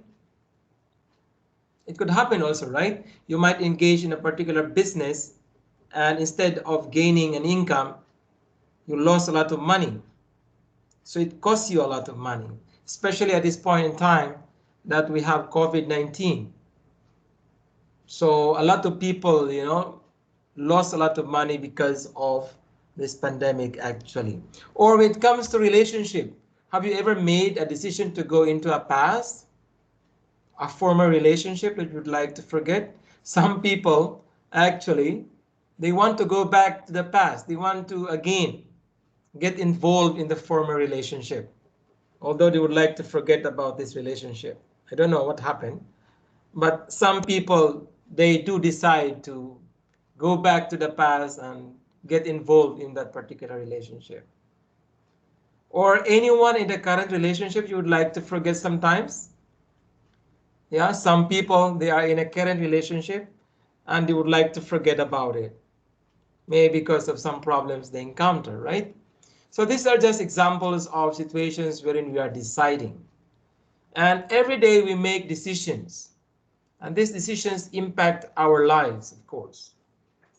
So we have to be very careful when we make decisions, because in some cases it lets us cause or lose a lot of money, or sometimes we lose relationship because of decisions. Sometimes it made us happy, sometimes it made us sad. So every day we make 20,000 decisions, most of them with lightning speed. This is according to Ernst Poppel, a brain researcher. And actually most of these are done unconsciously and usually very, very fast with lightning speed. And we are not conscious about it, especially if we do it every day. It sounds amazing, 20K decisions every day. I think this is because of the fact that our brain is very busy from time to time. Even if you are driving, for example, you make decision. Either you turn left, right, straight, change lanes, yeah, or maybe you stop at the restaurant, stop at the petrol station. Those are part of decision making. And some decisions are very, very small and fast. Yeah, within a particular day, we can create many decisions. Even if you're at home, sitting at the couch, watching TV, suddenly you browse your phone, look at the environment, look at your window outside, or call your friend. Many things are happening while you are sitting in your sofa, for example. And those are part of decision-making processes. So I think he is right that we make 20,000 decisions every day. And most of these are done with lightning speed. And usually we are unconscious about it. So indeed, it's not that easy to make decisions. And actually, there are plenty of these decision-making processes every day. And it's not easy, especially if the decisions are big. Yeah, and what we do usually, we adjourn them. That means we don't do these decisions. An example of this is getting married, for example. Getting married for others is a big decision. And that is why many people do not resort to getting married. Yeah, but for others, it is a simple decision. And for others also, this particular decision is done by the parents. That's why we have what we call as arranged marriage, right? But for others, this is something big. Taking masters, for example, or PhD, these are not small decisions, and these are not easy decisions. It's difficult. So usually people adjourn these big decisions in life. Deadline chunky. Yeah, you as a student, you know that you have a lot of deadline. For example, deadline for your assignment. And that's why many students are suffering before the deadline. Because something big, making an assignment, submitting on the deadline, especially in master's and PhD, we are scared when we listen to the word deadline, because we have to submit our assignment during this particular time. And it happens to you, right? And some students are late in submission. Some students even did not submit. Yeah, because it's something big. These are just examples of big decisions in life that you have to do, and you adjourn most of them. And some people, they procrastinate. They apply this procrastination, the action of delaying or postponing something. So that's why, it's late in submitting assignment, okay, late in getting married, for example. Yeah, because these decisions are not easy. So they delay or postpone these decisions. So most likely, if you adjourn one of these big decisions, or even small decisions sometimes, 1 out of 3 decision traps might be the reason from preventing you to take actions. So this is what we're going to discuss today. Very, very important. 3 decision traps. I think we still have time a little bit. Yeah. But before we talk about these, let's have some other things. Let's talk about our brain as a toolbox. If you're going to examine our brain, it is somehow a toolbox. This is our toolbox. Okay, it consists of tools which we can use, a hammer, for example, scale, an axe, some other things. So it means that our brain actually can think of anything, can do many things actually, if you're going to use it properly. So your brain is a toolbox. It has the capacity to create something, to do something. The only issue is that people don't know how to use it. Yeah, if you're going to watch the movie, for example, Lucy, there you can see that if you're going to use 20% to 25% of your brain, you can be magical. You can do wonderful things. Because actually what we are using is only 5 to 10%, and some people use only 1% of the brain. So usually what is left is like 90% somehow. So if we're going to use all these, we are powerful. We can fly even. See, even if you're just going to use 25%, you can do magical things already. Or 30%, for example. You can lift something without touching it. Yeah? You can do some magic. So in this movie, if you have free time, maybe you can try to search for this movie, Lucy, because there it is being detailed, how powerful our brain is. So if you're going to use all of these percentages, then we can be powerful actually. But the thing is, we have to discover how to use it. Our brain actually is so powerful, but we have to discover. Because as per studies, we are using only like 1% to 10% of our brain. And those people who are doing some magical tricks, they are using 20% to 25%. So evolution has prepared us for 4 million years. Yes, we know that. We started from, according to science, we started from bacteria, and then we became animal, and then we have the monkey, and then we became what we are today, talking human beings. But many people also did not believe on this theory. This is just a theory anyway, according to Darwin, that we, evolve from something else, not like what we are today. So evolution has prepared us for 4 million years. But what do most people do with it? Wasting time. Yeah, I'm not saying that you are not supposed to play during your free time, but use your brain productively. Don't waste your time, because our time is limited in this world.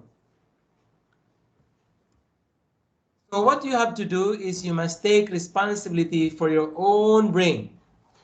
You have to be responsible. Only then it's going to be productive and effective. And making no decision is still a decision. Some people, they don't decide. They allow others to decide for them. So even if you don't make decision and allow others, you are still making a decision. Okay, so be careful. And what top decision makers do differently? The CEOs, managers, executives, what they do differently? They set their own standard. They know what they are, who they are, what they want, and how to get it. They set their own standards. They make decisions based on their value, and they are self-determined. When I say self-determination, this means that you can decide on your own without the help of others. That's the meaning of self-determination. The help of others. So you have to be self-determined. You have to know how to decide without seeking assistance from others. And self-management is the second one. They have their self-management in order. They deal with emotions properly. They apply emotional state management. There's a saying that when emotion appears, you have to take note of this. It's a very nice saying. Logic disappears. What's the meaning of this? This means that correct thinking disappears when you're emotional. That is why when you're very sad, when you are very happy, do not decide, because most likely you're going to make mistakes. When you're very angry, don't continue fighting. Yeah, relax. Don't continue, because usually a lot of crimes happen because of this. People can kill or someone, or we can kill others just because of being angry. Because that time logic disappears. Thinking, correct thinking disappears. Because emotional. So you have to manage your emotional state as top decision makers. Okay, very, very important. When you're emotional, control your feelings. Control yourself. That's the meaning of this. And implementation, you have to implement. Implement their decisions in their daily lives and businesses. You have to act, do something. Don't just wait. As top decision makers, you have to know when to implement, when to act. So implementation is not like this. This is exaggeration. Yeah, you decide to go to the gym to make your body more, presentable, or to build your body, but this is too much. Exaggerations. So it is advocating your convictions, standing by what you feel is right. If you feel that it is right, you decide, you implement. Yes? But when you feel that something is wrong, you feel that it is going to harm humanity, it's going to affect people, then don't do it. Implement when you feel that it is right. Now, the prerequisite for self-determination is the freedom to choose. But we have to be careful. We have the freedom to choose, but it affects, there are some consequences. Like this, for example, Nazi salute is very important during Adolf Hitler time. All civilians and army are required to do this to signal obedience and respect to the leader. Look at this guy, for example. He has the freedom to choose. He did not do the Nazi salute. He disappeared a few hours later after that, and no one knows what happened to him. So we have the freedom to choose, but there are consequences. So we have to be careful. Adolf Hitler is the leader of Nazi Germany for more than 10 years.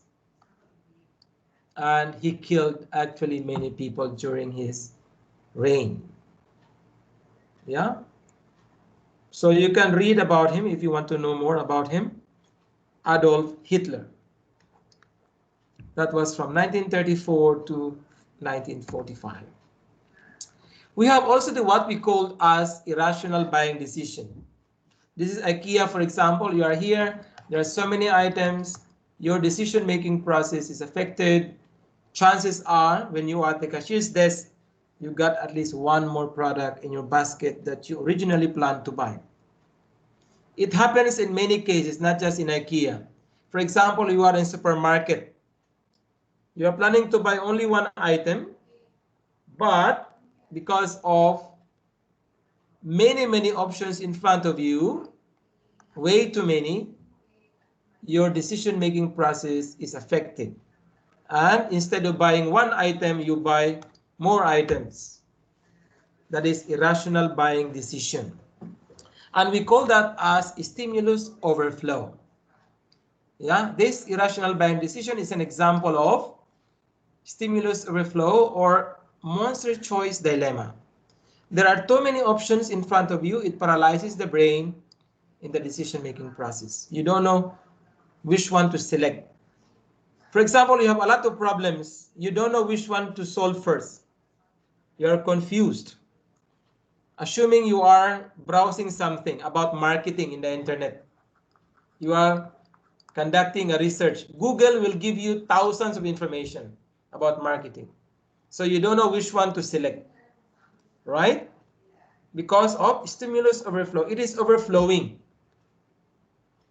And in reality, lots and lots of young adults today do not know what really to do, what to study, what to do with their lives. Because of what? Many options.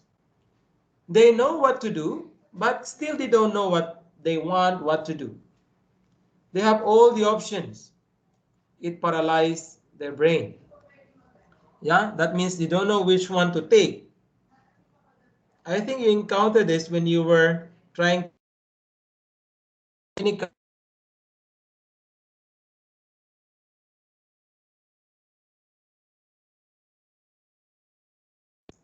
or during the exam, for example. It is take-home exam, open book. You have many things. You have Move Page, you have Google, YouTube, okay, the quizzes, handouts, slides, practice exercises. You are confused which one to take, right? And 3 hours you were not able to manage because of stimulus overflow. You are given 3 hours and still you are not able to finish immediately because you were confused. There are so many options in front of you during the exam because it's open book. Take home exam. So that is also an example of monster choice dilemma or stimulus overflow. The other one is permanent stress. Okay, it is the high performance pressure. For example, your parent is asking A+ from you for all the modules. High performance pressure. You are stressed and you get burnout. You are becoming tired and sick. You will have health problems, health issues. That's burnout because of the expectation. Managers, we have stress, yeah, because of the expectations, the high performance pressure from the management. And in your case, yes, your assignments, your activities, exams, you have stress all the time. Yes? And perfectionism, the third one. According to Stephen, perfection prevents action. So because of being perfectionist, you don't want to do something. You don't want to make mistakes. You are afraid to be embarrassed. You have always to remember that only God is perfect. And humans, we are bound to commit errors. We are bound to commit mistakes. We are not perfect. Only God is perfect. So we should not, allow this perfectionism to prevent us from doing anything. So what do? The top decision makers. They don't seek perfectionism when it comes to decision making. If they feel confident that they have around 80% of the information, they just proceed. They go for it. They don't wait for hours, days, and months for the remaining 20% to come around. Some people, they wait and wait for the perfect husband, perfect wife, and they become 67, still they are not yet married. Yes, they were not able to decide because of what? They want the perfect husband or perfect wife. There is no perfect husband or wife in this world. Yes? So we should not be perfectionists. 80% is enough. Don't wait for years, for days, hours, months for the remaining 20% to come around. Now, let's talk about conditioning, because usually when we are under stress, people tend to fall back to old habits, the old ways of doing things when we are under stress, which might not be useful anymore. So habits developed by conditioning. So usually we have a trigger. Trigger means anything that will allow us to think, to react. So when there is a trigger, we decide and then we respond, we act. For example, you are walking and walking, and suddenly there is a movement here. Something is moving here. So you think whether you're going to continue or turn right, go back, or check. Yeah, we decide and then respond. Either we go and check, turn right, left, whatsoever. Yeah, so this is the trigger. When you are driving, for example, and suddenly one person crosses on the road, that is the trigger. Okay, you are driving and one person suddenly crosses in front of you. So that is the trigger. What you're going to do, think. Are you going to hit this person? Decision. Of course, you have to stop or what? Turn right, left, avoid him. Right? That is your response. Now, every day, if these things keep on happening, it becomes a habit. It is automatic now because it becomes routinary, daily routine. So when it keeps on appearing from time to time, it becomes a habit, it becomes automatic. So these habits are okay, but how about if you are confronted with changing conditions, a new environment? Old habits will not work anymore. You are in Oman, for example, and you go to UK, of course, old habits cannot be applied anymore here. It's a new environment. You have to adapt to change, right? See, you cannot wear what you are wearing in Oman in UK during winter. When I was in UK, I cannot stand on the road without gloves, without proper shoes. How many t-shirts, jackets, socks? Yeah, new environment. And you cannot do all the things that you do in Oman in UK. Same with the British. They have to adjust when they come to Oman. Something like that, you know, changing conditions. Okay, so I hope we have time. This is testing your habits. I want you to put your hands together, fingers crossed, and see which thumb is on top, and switch the thumbs and see what you feel. I don't know if you can see me. You follow what I'm doing. Try to hold your hands, fingers crossed.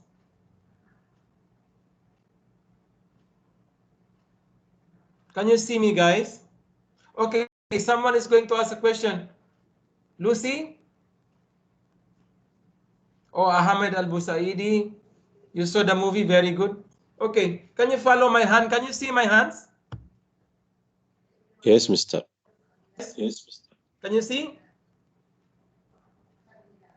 Okay, are you comfortable now? Can you please switch the thumbs like this? What do you feel when you switch the position of your thumbs? Guys, what do you feel when you switch the thumbs? Do you feel comfortable? Yeah, during the first one, you feel comfortable, right? When you switch the thumbs, what do you feel? You feel what? Uncomfortable, right? So the first one is your comfort zone. Yeah, when you are comfortable, you are in your comfort zone. Outside, you are not comfortable.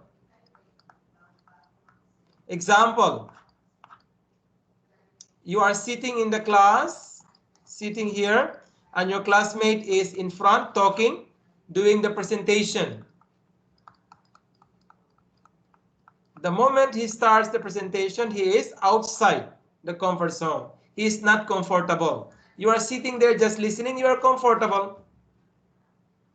The moment you come in front and talk, do presentation, you are outside your comfort zone. You are under stress, right? Example, you are in your room, your bedroom. You are so comfortable. That is your comfort zone. When you go out, 20 people are waiting for you for interview. Okay, in front of your door. For example, you are a celebrity, footballer, for example. So when you are facing these people for interview, you are not comfortable. You are outside your comfort zone. Yeah? So let's talk about establishing a new habit. For example, getting out of bed or maybe rolling out of bed. I don't know how you wake up in the morning. Maybe you jump out of your bed, roll out. Usually I roll out sometimes. Sometimes also I jump out or slowly get out from the bed. Yeah? And what do? Usually I drink a glass of water. Small decision, very easy. It's pretty easy, right? Doesn't take much time. How about others? What do you do when you wake up in the morning? I think you touch your phone, right? Look for your phone. Yes, Mr. And take shower. You don't drink a glass of water, it depends on you, right? Or how about making 50 sit-ups when you get out of bed? It's big decision, right? Not easy. Takes longer. So automaticity here, glass of water, it's fine, it's easy. 50 sit-ups is more difficult. Or how about if your dad says, okay, I want you to run for 1 hour when you wake up in the morning. It's much difficult, right? But you can do it, of course. So these two decisions, the funny thing about this is that intellectually they are just two decisions, no difference. You just have to make decision either ways. But the problem is the emotion actually. It is the one telling us that the decision-making process is difficult. So easy decisions we are not really that stressed about. Like drinking a glass of water is easy. But big decisions we feel a lot more stress. Yeah, because of our emotions telling us that is difficult, we are lazy. Like 50 sit-ups or running for 1 hour when we wake up. Yeah, but the funny thing about this is that these two are just the same. They are making decisions. But because of our emotions, it's telling us that the other one is more difficult. And we don't do it. So this is our brain. We have thalamus.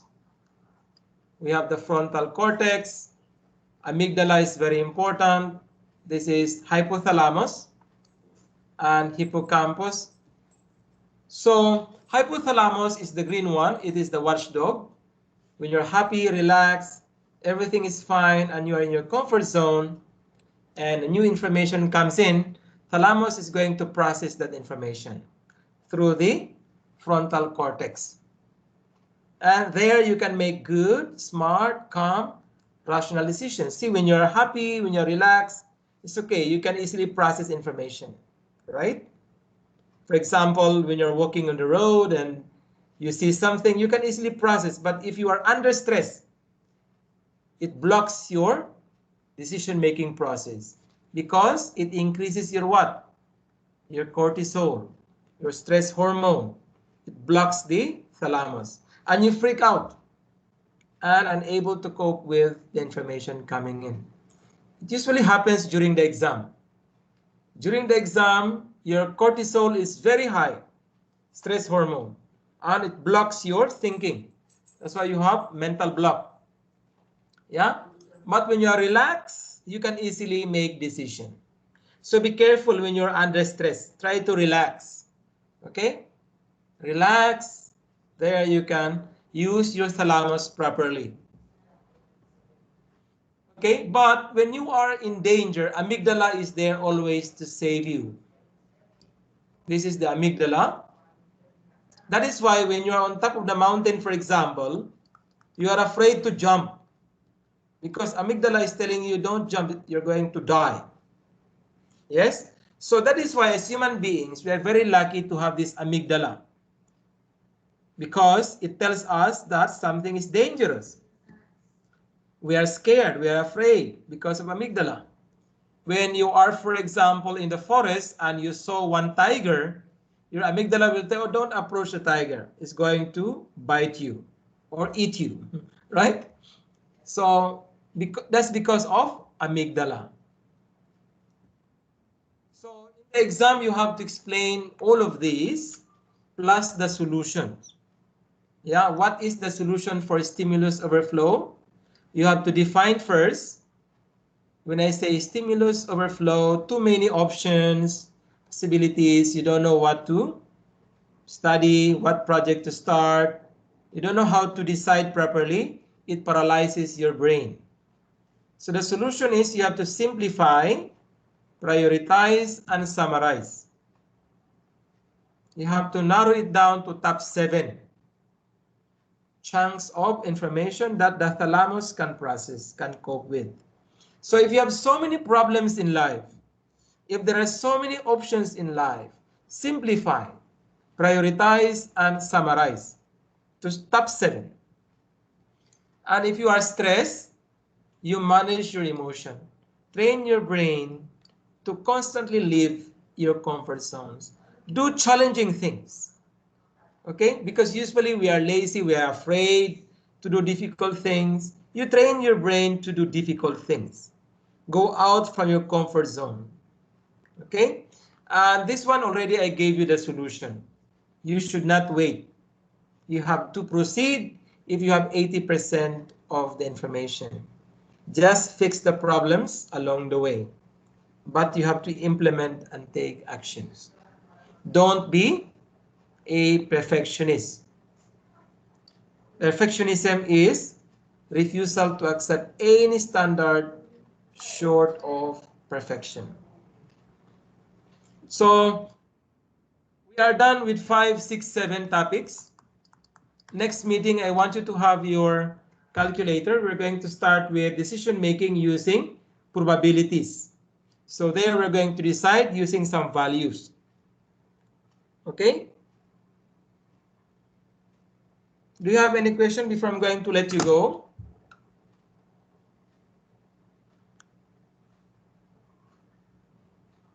Guys, do you have any question? Mr. How about the grades? The grade is not yet finished, so because there are 226 students, almost 50 students, so just give us some time. Yeah. Okay, Mr. Maybe next week, let's see. Okay. Okay, thank you. All right, so thank you for coming. See you next week.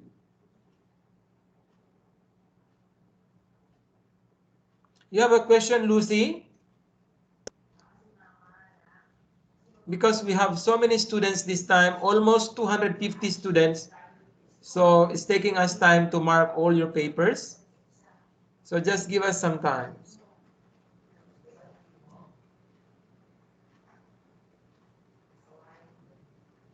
Okay, bye-bye.